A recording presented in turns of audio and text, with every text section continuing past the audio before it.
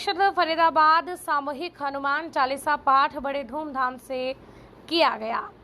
गीता मंदिर में यह आयोजन किया गया, जिसमें महंत ललित गिरी गोस्वामी प्रधान बांके बिहारी मंदिर पर पहुंचे और पहुंचकर विश्व हिंदू परिषद फरीदाबाद द्वारा आयोजित किए गए सामूहिक हनुमान चालीसा पाठ में शामिल हुए और हनुमान चालीसा का पाठ एक स्वर में सभी ने एक साथ गाया। फरीदाबाद से संवाददाता दिलीप कुमार की विशेष रिपोर्ट।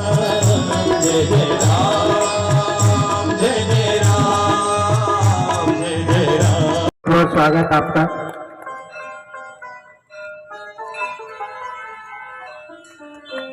मैं ललित गोसाई जी से अनुरोध करूंगा केवल 2 मिनट का अपना जो उद्बोधन है आकर भी करेंगे।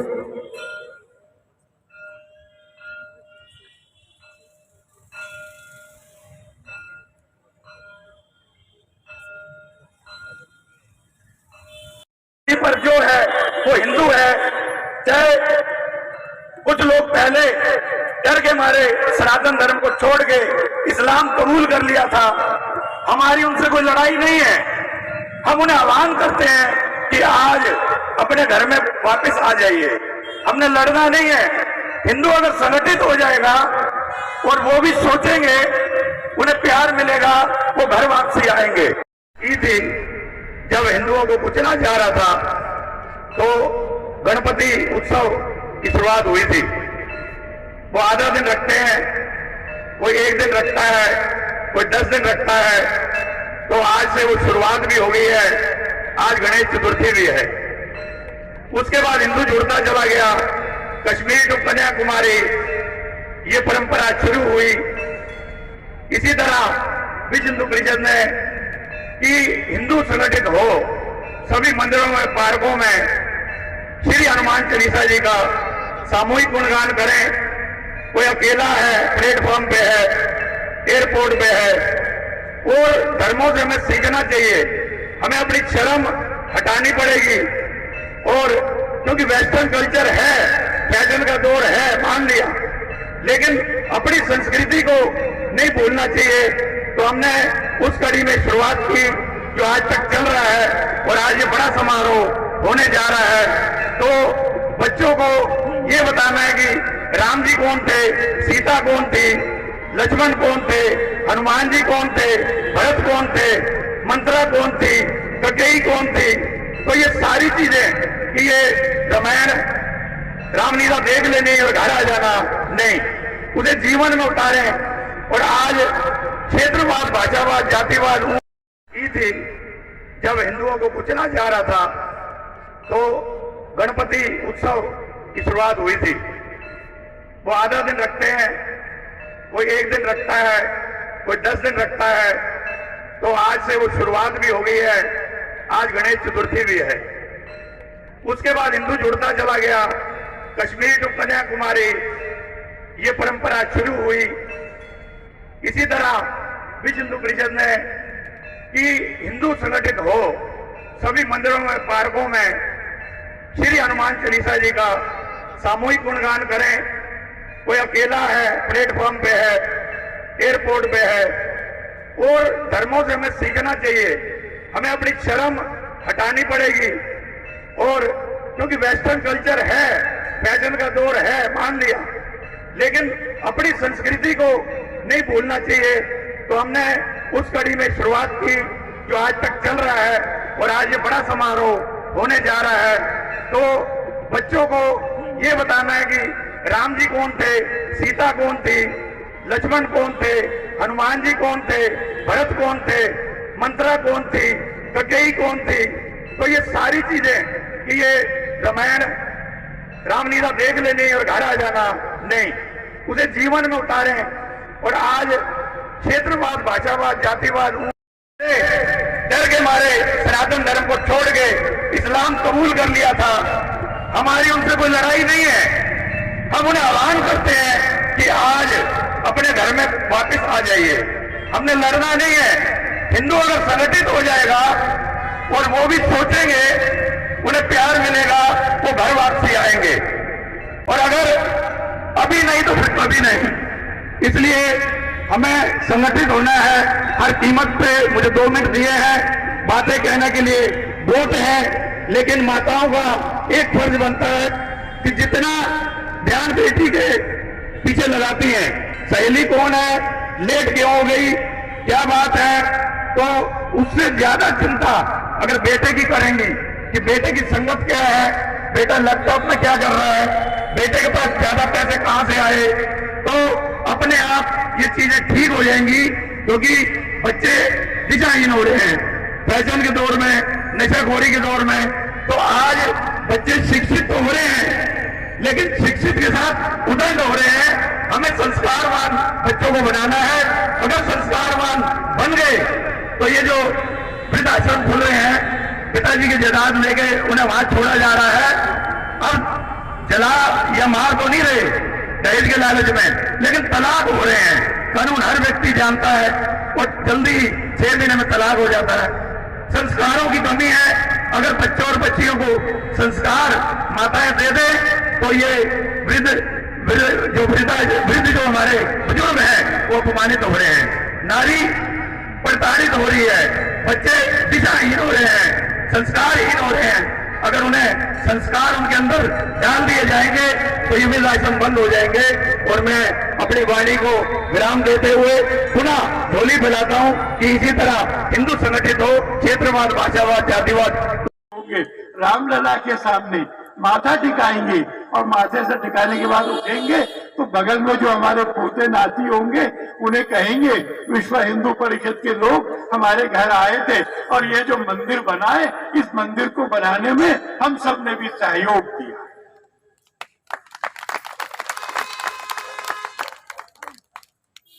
अब कहेंगे कि नहीं कहेंगे, क्योंकि ये तो सब हनुमान चालीसा पढ़ने वाले लोग हैं।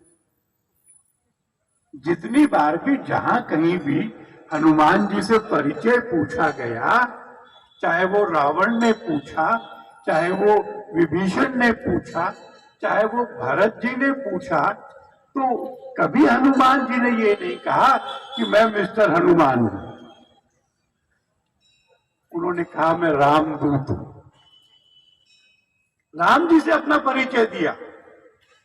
और इसलिए जब हम हनुमान चालीसा पढ़ना शुरू करते हैं तो एक आनंद की और आश्चर्य की बात क्या है। शुरुआत कैसे करते हैं? तो शुरुआत में करते हैं वर्णव रघुवर विमल यश। हनुमान जी का यश नहीं, रघुवर का यश, जिसके वो दूत हैं। मेरी और आपकी सफलताएं, मेरी और आपकी उपलब्धियां, हमारे घर में आने वाला सुख क्या हमारे कारण आता है या भगवान के कारण आता है? और इसलिए हनुमान चालीसा शुरू होती है वर्णव रघुवर विमल यश। कैसे पराक्रम किया था? समुद्र पार कर लिया, अशोक वाटिका में गए, मां से भेंट की, वाटिका उजाड़ी, रावण का सामना किया, अपने को बंधवाया, सारी लंका जलाई, वापस पहुंच गए भेद लेकर के। राम जी ने अभिनंदन किया। हनुमान जी ने कहा मैंने क्या किया है, मैं तो बंदर हूं, एक पेड़ से दूसरे पेड़ पे छलांग मारता हूं, ये तो सब आपकी कृपा से हुआ है। वैसा भगवान की कृपा का अनुभव हम सब करें, इसके लिए हम हनुमान चालीसा पढ़ते। कर्तृत्व बड़ा है, पौरुष बड़ा हो, साहस, संकल्प, मेहनत पूरी करें और हमारे पौरुष से, हमारे साहस से, हमारे संकल्प से जब उपलब्धि हो जाए तब याद करें हमारी नहीं है, भगवान की। यज्ञ में आहुति देते हैं ना, मंत्र क्या है? तो पहले देवता का नाम लेते हैं, ओम अग्नये स्वाहा, फिर कहते हैं इदम अग्नये, ये आपके लिए अग्नि भगवान, और फिर उसमें कहते हैं इदम न मम, इदम न मम, ये जो मैंने आपको समर्पित किया है, ये मेरा नहीं है, मेरी कमाई का नहीं है, मेरी उपलब्धि का नहीं है, आपका था। मेरा मुझ में कुछ नहीं, जो कुछ है सो तेरा, तेरा तुझको सौंप दे, क्या लागे है मेरा।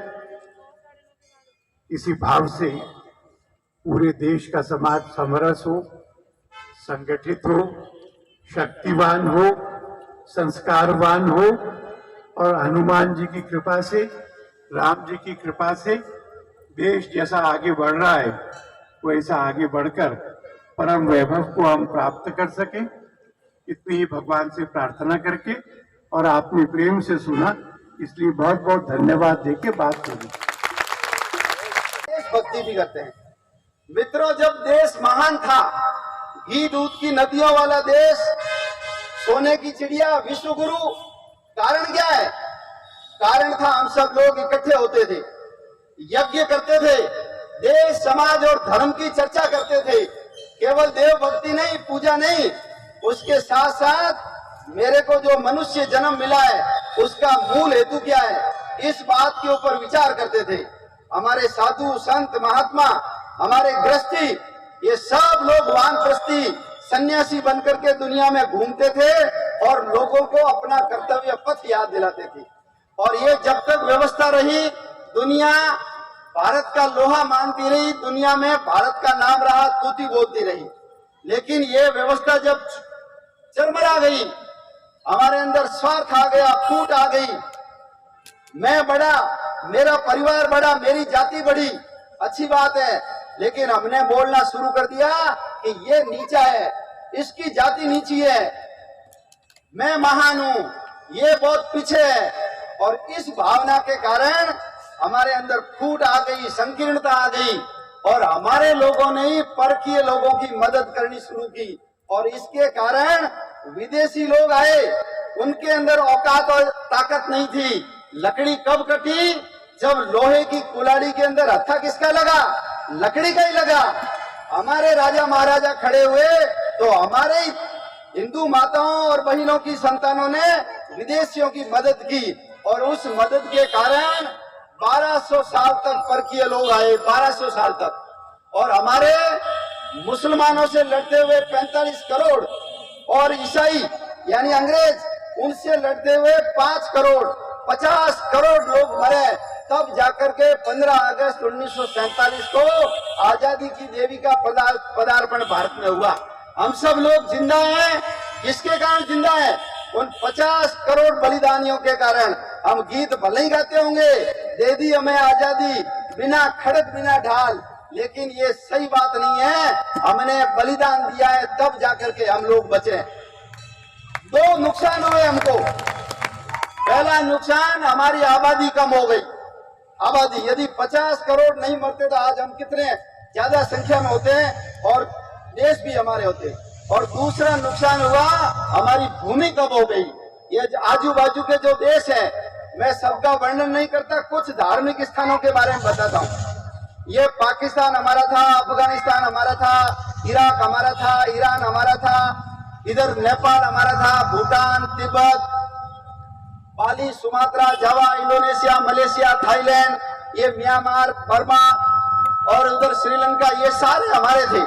लेकिन हमारे जो प्रमुख स्थान थे, उन प्रमुख स्थानों में से जो हमारा स्थान गया है, वो गया है जिसकी याद में होली मनाते हैं। भक्त प्रहलाद की रक्षा करने के लिए, हिरण्यकश्यप को मारने के लिए जो नरसिंह अवतार हुआ, हम होली हर साल मनाते हैं, लेकिन हमको पता नहीं नरसिंह अवतार कहाँ हुआ, भक्त प्रहलाद पैदा कहाँ हुआ।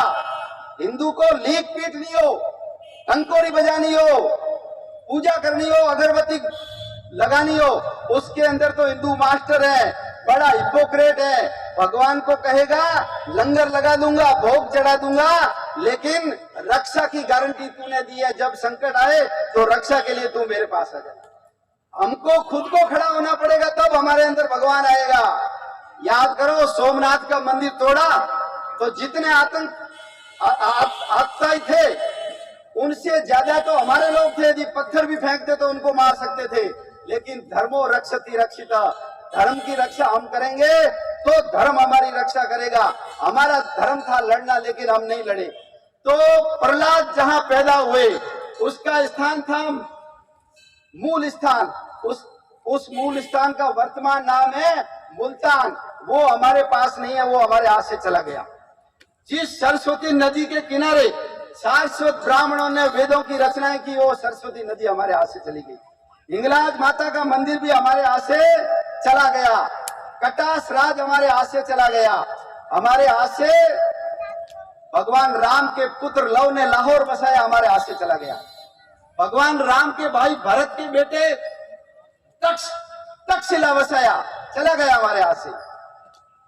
राम जहां बारात लेके गए थे, सीता माता जहां पैदा हुई थी, नेपाल चला गया। और जहां भगवान राम ने खड़े होकर के जननी और जन्मभूमि स्वर्ग से बढ़कर होती है, ये उपदेश दिया था वो